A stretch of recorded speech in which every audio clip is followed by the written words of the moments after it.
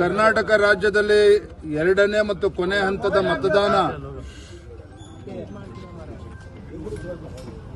14 ಕ್ಷೇತ್ರಗಳಿಗೆ ಮೇ 7ನೇ ತಾರೀಕು ಇವತ್ತೇನು ಮತದಾನ ಆಗ್ತಾ ಇದೆ. ಭಾರತೀಯ ಜನತಾ ಪಾರ್ಟಿ ಎಲ್ಲ ಕಾರ್ಯಕರ್ತರು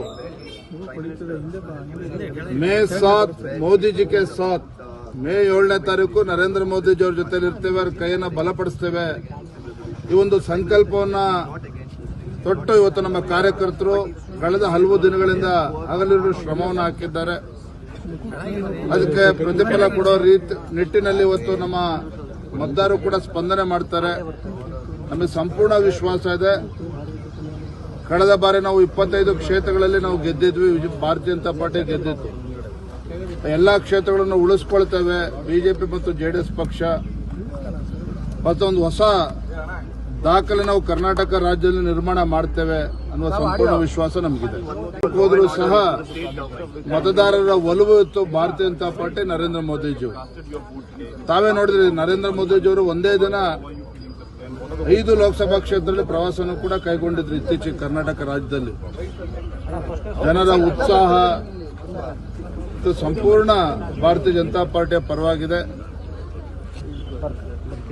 ನಾನು ರಾಜ್ಯದ ಅಧ್ಯಕ್ಷನಾಗಿ ಎಲ್ಲ 28 ಕ್ಷೇತ್ರಗಳಲ್ಲಿ ಪ್ರವಾಸವನ್ನು ಮಾಡಿದ್ದೇನೆ.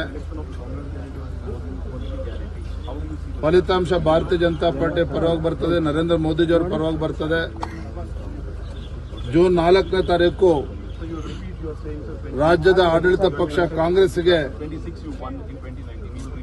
ಒಂದು ಅಚ್ಚರಿಯ ಫಲಿತಾಂಶ ಬರ್ತದೆ. ಜನ ಇವತ್ತು ನಮಗೆ ಆಶೀರ್ವಾದನ ಮಾಡ್ತಾರೆ. ಸತ್ಯ ಸರ್, ಮೋದಿ ಅಲೆನೋ ಜಾತಿ ಸಮೀಕರಣ, ಈ ಜಾತಿ ಉಪಜಾತಿಗಳು ಯಾವುದೂ ಕೂಡ ಜನರ ಮುಂದೆ ಇಲ್ಲ.